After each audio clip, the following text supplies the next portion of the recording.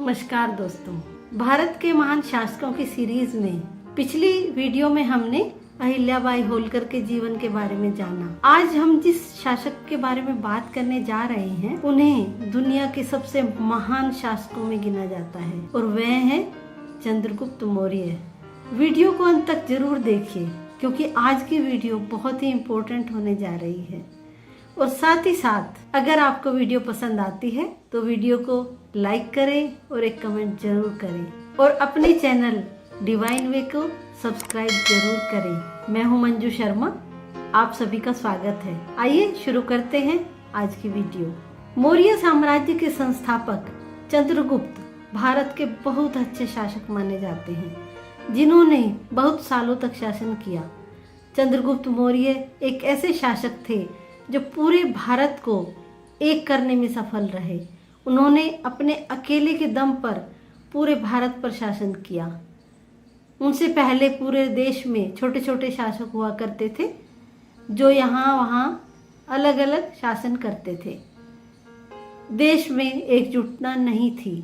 चंद्रगुप्त मौर्य ने अपना शासन कश्मीर से लेकर दक्षिण तक और पूर्व के असम से लेकर पश्चिम के अफगानिस्तान तक फैलाया था।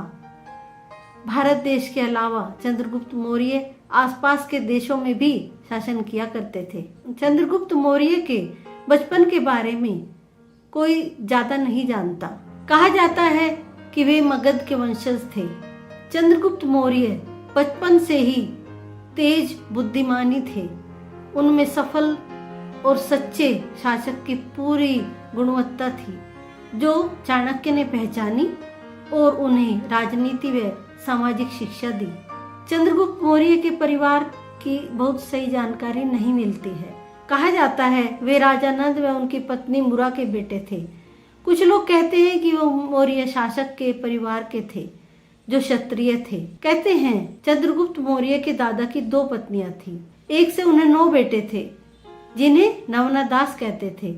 दूसरी पत्नी से उन्हें चंद्रगुप्त मौर्य के पिता थे जिन्हें नंद कहते थे। नवना दास अपने सौतेले भाई से जलते थे जिसके चलते वे नंद को मारने की कोशिश करते थे।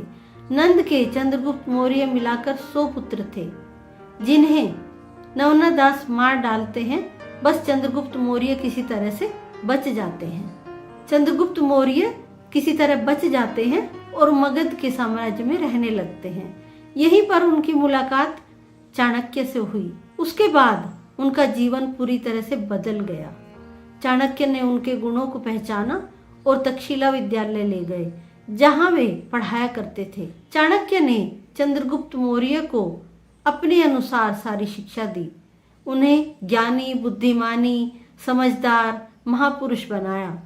उन्हें एक शासक के सारे गुण सिखाए। चंद्रगुप्त मौर्य की पहली पत्नी दुर्धरा थी जिनसे उन्हें बिंदुसार नाम का बेटा हुआ। इसके अलावा उनकी दूसरी पत्नी हेलना थी जिनसे उन्हें जस्टिन नाम के पुत्र हुआ।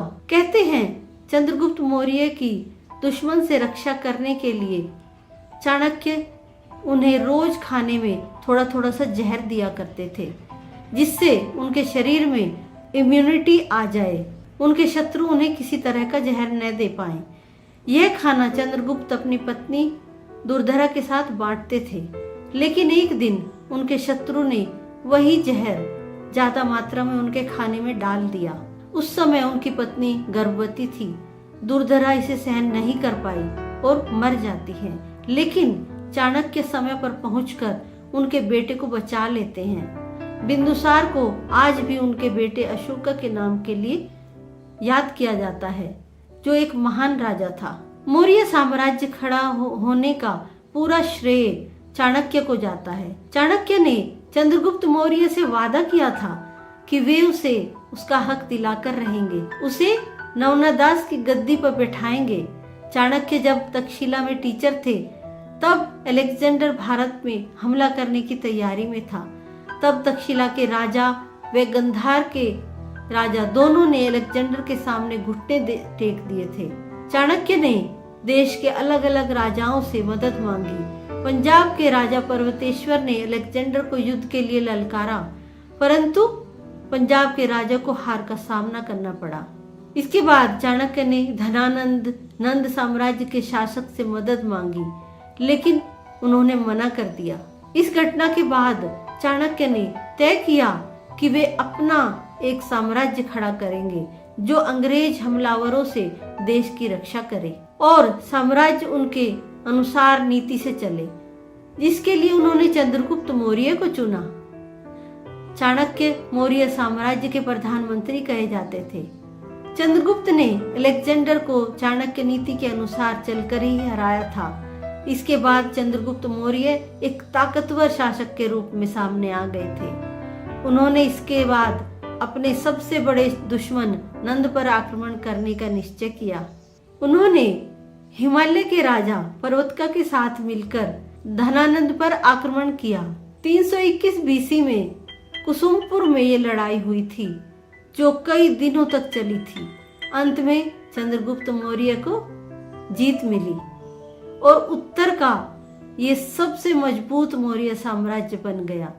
इसके बाद चंद्रगुप्त मौर्य ने उत्तर से दक्षिण की ओर अपना रुख किया और बंगाल की खाड़ी से अरब सागर तक राज्य फैलाने में लगे रहे। विंध्य को डेक्कन से जोड़ने का सपना चंद्रगुप्त मौर्य ने सच कर दिखाया।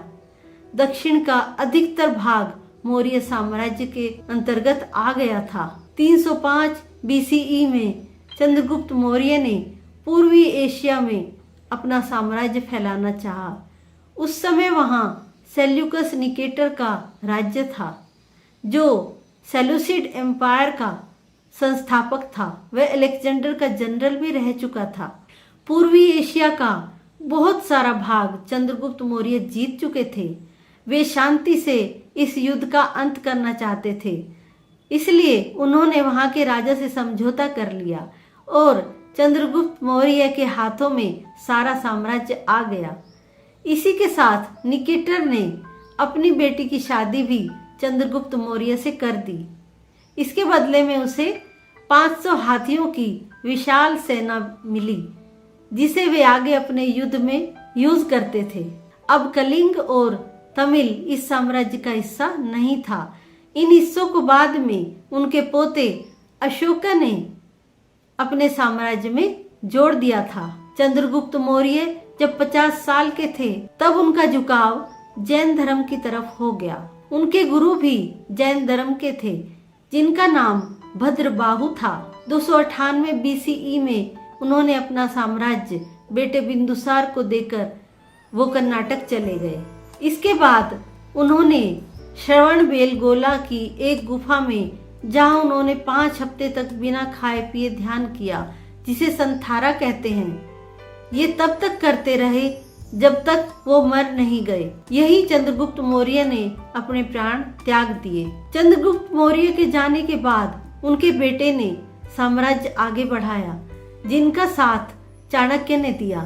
चंद्रगुप्त मौर्य व चाणक्य ने मिलकर अपनी सूझबूझ से इतना बड़ा एम्पायर खड़ा किया था कि वे कई बार हारे भी, लेकिन वे अपनी हार से भी कुछ सीखकर आगे बढ़ते चले गए। चाणक्य कूटनीति के चलते ही साम्राज्य इतना बड़ा कर पाए थे, जिसे आगे जाकर उनके पोते अशोका ने एक नए मुकाम पे पहुंचाया। चंद्रगुप्त मौर्य महान शासक योद्धा से आज के नौजवानों को बहुत सारी बातें सीखनी चाहिए। इन पर बहुत सी किताबें भी लिखी गई हैं। आज चंद्रगुप्त मौर्य को भारत को एक सूत्र में पिरोने वाले के रूप में याद किया जाता है। आशा करती हूँ वीडियो आपको पसंद आई होगी। धन्यवाद।